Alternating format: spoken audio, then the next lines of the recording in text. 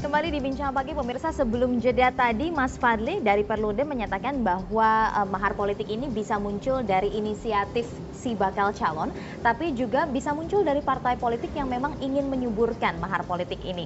Nah ini range-nya bisa relatif sekali ya, mulai dari berapa tadi kita bahas dalam off-air 50 miliar sampai 100 miliar. Nah ini sebenarnya menggiurkan juga untuk partai politik. Saya ingin ke Mas Bambang Wuryanto terlebih dahulu, Ketua DPD PDIP Jawa Tengah. Uang ini menggiurkan seandainya memang ada begitu untuk membantu partai misalnya untuk ongkos kampanye. Nah, bagaimana tanggapan dari partai sendiri terkait hal ini?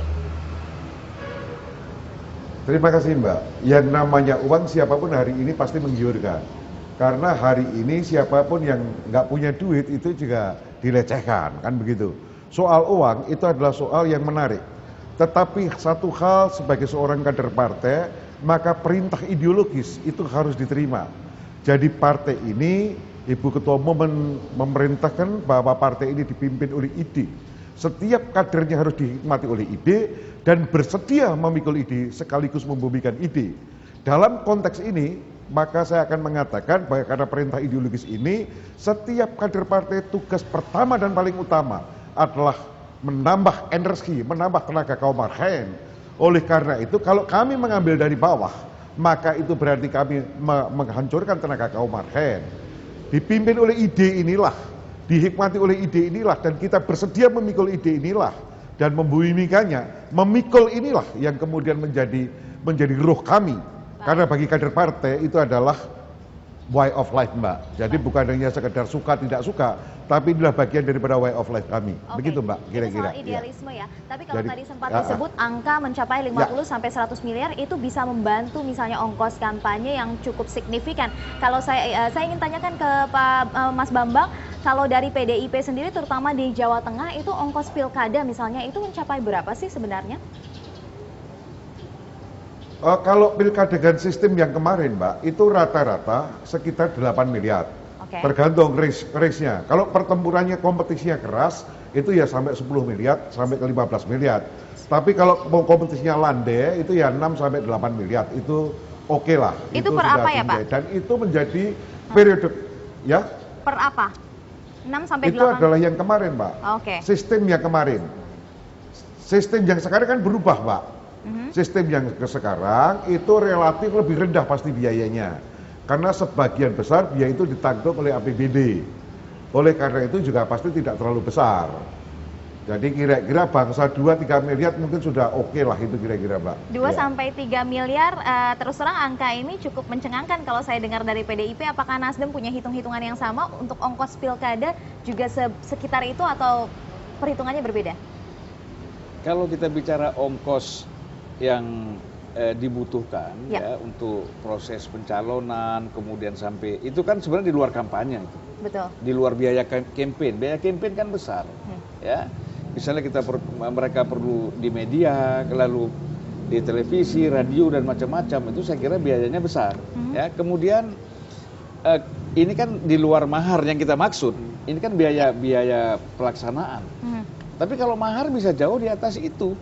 Karena terserah ya berapa yang ditentukan kalau memang ada mahar yang ada yang mau memberikan mahar di dalam pencalonannya.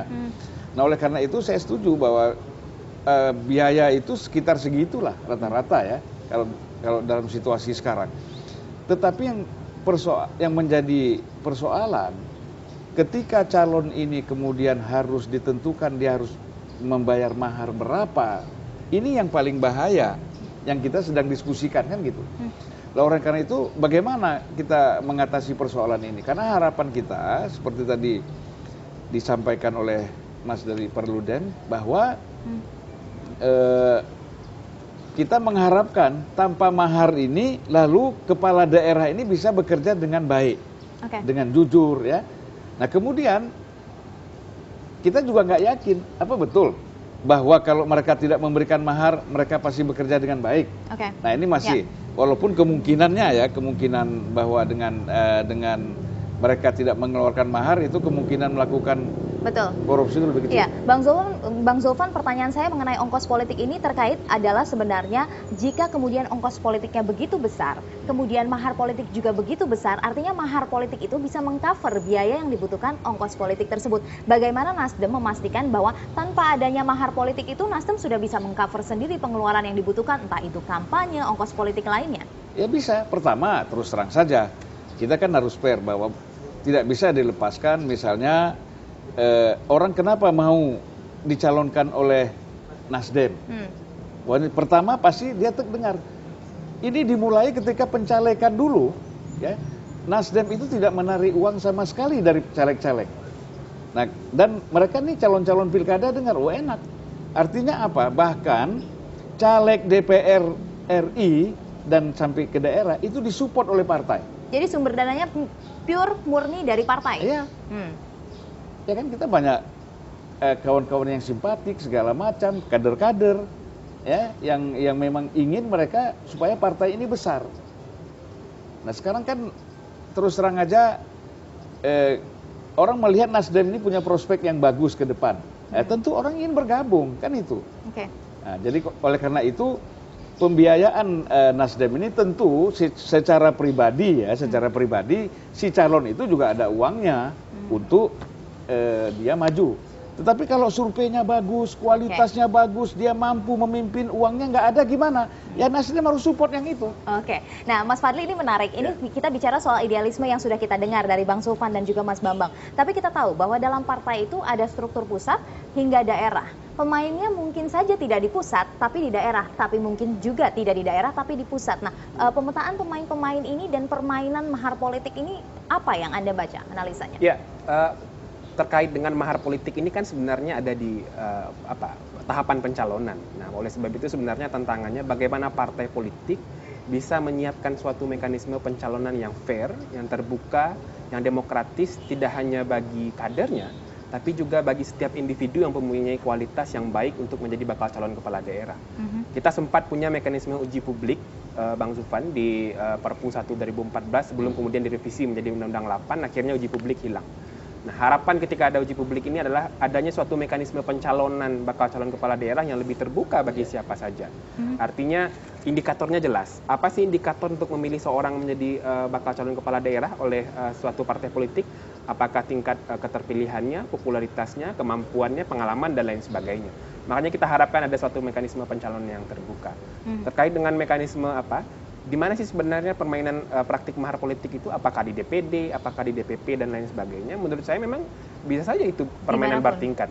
Artinya yang paling tahu sebenarnya kondisi di daerah itu, siapa individu, siapa aktor, siapa tokoh yang benar-benar mampu menjadi kepala daerah di suatu kabupaten atau kota misalnya, tentu DPD dari partai politik yang bersangkutan. Karena dia yang melakukan interaksi politik sehari-hari di sana. Dia melakukan pendidikan politik, melakukan kaderisasi terhadap individu-individu di internal partai. Tapi kan persoalannya, regulasi pilkada kita mengharuskan adanya persetujuan DPP dalam terkait pengajuan pasangan calon ini. Nah, persetujuan DPP ini yang kadang-kadang bisa jadi bumerang juga, Mbak Vina. Dalam artian, ketika DPD sudah sepakat mengusung salah seorang tokoh karena kemampuan kapabilitasnya misalnya, elektabilitasnya, pengalaman, dan lain sebagainya, ketika meminta persetujuan ke DPP, kadang-kadang persetujuan itu digantung juga kadang-kadang. Ini kan kadang-kadang berbeda. Kadang-kadang sebaliknya. Kadang-kadang DPP juga mengajukan calon yang lain misalnya dengan pertimbangan yang lain dan lain sebagainya. Nah, kondisi ini kemudian yang bisa saja memicu lahirnya praktik mahar politik ini. Untuk mendapatkan persetujuan, untuk mendapatkan keyakinan partai politik, kemudian disodorkanlah sejumlah jaminan uang dan lain sebagainya. Maka dari itu sebenarnya mekanisme pencalonannya mesti harus dijamin dilakukan secara terbuka dan fair. Nasdem misalnya mesti harus membuka siapa saja yang mempunyai kesempatan, siapa saja yang mempunyai kemampuan harus ditampung, harus dibuka suatu mekanisme yang jelas. Seluruh partai politik lah, PDIP dan lain sebagainya juga semestinya punya mekanisme pencalonan yang lebih terbuka. Tidak hanya bagi kader, tapi juga bagi individu-individu di daerah yang dipandang cakap menjadi kepala daerah. Oke, soal rekrutmen itu yang penting, tapi sebelum sampai ke rekrutmen, saya ingin bahas dulu mengenai perbedaan antara yang dicalonkan oleh daerah dengan pusat. Kita tahu ada beberapa perilaku anarkistis yang dilakukan seperti mengerusakkan kantor-kantor di daerah, kantor partai politik di daerah, karena adanya perbedaan calon antara yang diusung oleh daerah dengan pusat. Apakah di sini ada kecurigaan mahar politik yang tidak sampai sampai ke sejumlah pihak. Nah ini yang akan kita bahas, namun kita harus jeda terlebih dahulu pemirsa, tetaplah bersama kami, Bincang Pagi akan segera kembali.